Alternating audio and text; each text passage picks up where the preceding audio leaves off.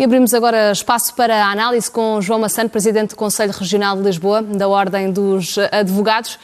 Muito bom dia, doutor. Como é que vai funcionar e quanto tempo pode demorar a extradição de Rendeiro? Se nos conseguir ajudar a explicar que diligências é que têm de ser feitas agora e quem é que tem de fazer o quê? Muito bom dia. Em primeiro lugar, o tempo que demora é mais complicado naturalmente de prever, poderá demorar meses e dependerá da forma como as autoridades sul-africanas venham a conduzir o processo internamente. De enaltecer aqui e de salientar aqui toda esta cooperação que tem existido entre as autoridades e, como ontem referiu o Dr. Luís Neves, o que terá que acontecer neste momento é primeiro aguardar por amanhã para saber qual é a decisão das autoridades sul-africanas em relação à prisão preventiva ou outra medida de coação que venha a ser aplicada na África do Sul, e depois, naturalmente, quem tem que preparar o processo de extradição serão as autoridades portuguesas, que terão que solicitar essa extradição junto das autoridades sul-africanas.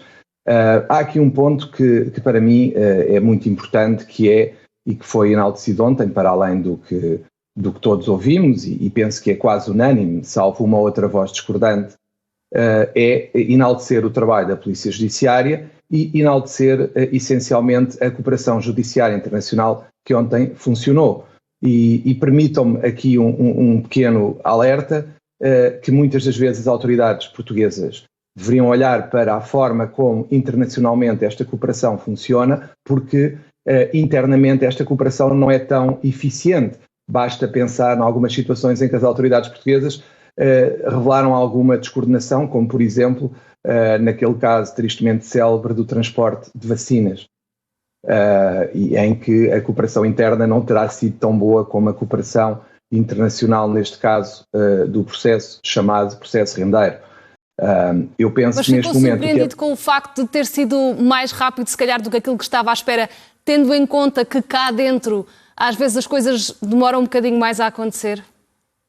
Eu permito-me também, pegando no que perguntou, salientar esse facto, porque se olharmos para situações que se passam cá dentro, como a questão da acusação no processo de crime que envolve o motorista do anterior Ministro da Administração Interna, Eduardo Cabrita, que demorou 6 meses para chegarmos à acusação, exatamente o dobro do tempo que, segundo o Sr. Diretor Nacional da Polícia Judiciária, demorou este procedimento até à localização e detenção do Dr. Rendeiro. Eu ficarei preocupado, e estou muito preocupado com essa diferença, porque se nós repararmos, o processo Cabrita, para facilitar, foi um processo que foi considerado rápido, porque há processos similares que duram mais de um ano.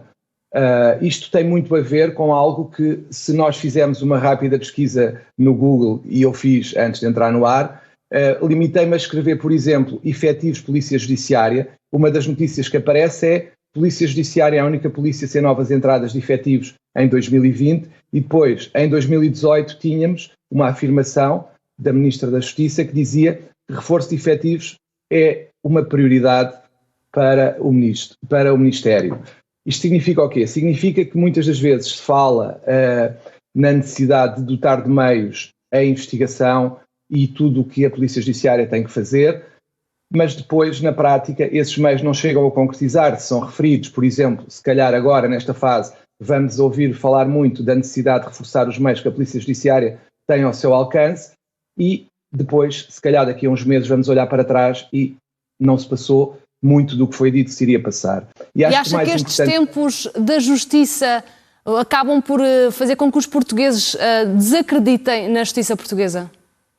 Eu queria, aliás, este exemplo que temos perante nós neste momento, o que se passa internamente, claro que descredibiliza a justiça, mas este acaba por ser um exemplo em que aparentemente iria ser um exemplo de um falhanço do sistema judicial português, na medida em que alguém que é condenado e que teria que se apresentar para cumprir uma pena de prisão consegue escapar-se às autoridades e ainda por cima vem para a televisão dar uma entrevista enaltecendo os seus feitos na fuga.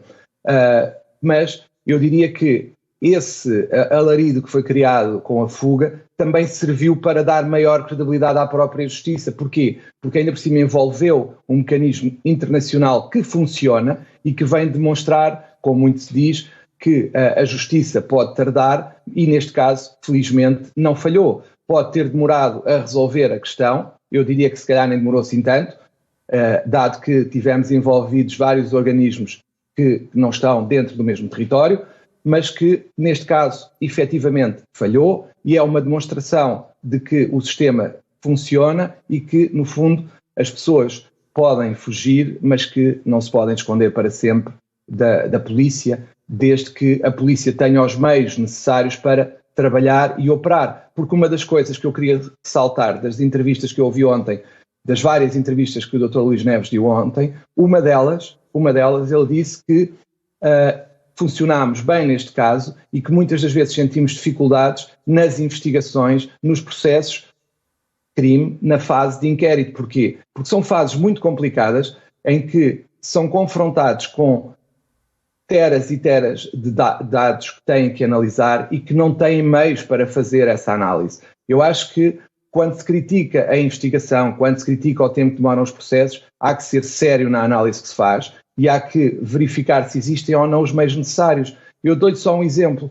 Eu tenho uma situação de uma cliente minha em que o processo de crime há mais de um ano que está à espera da acusação e o que me dizem é que a Polícia Judiciária ainda não conseguiu concluir a sua investigação, porque vão surgindo outros processos mais urgentes e aquele vai ficando para trás. O que eu pergunto é, como é que o cidadão pode encontrar confiança e confiar na justiça quando o seu processo, o meu processo, o seu processo, se cair num tribunal e for ultrapassado por um processo urgente ou coisa que o valha, ou outro processo que atrase a investigação, demora anos para ter uma solução. É que não nos podemos esquecer que a justiça serve o cidadão e o cidadão tem que sentir que a justiça está lá para ele. Isso implica e os portugueses querem essa rapidez na justiça. João Massano, muito obrigada pela sua análise neste jornal. Tenha um ótimo fim de semana. Obrigada e bom dia. Muito obrigado, igualmente.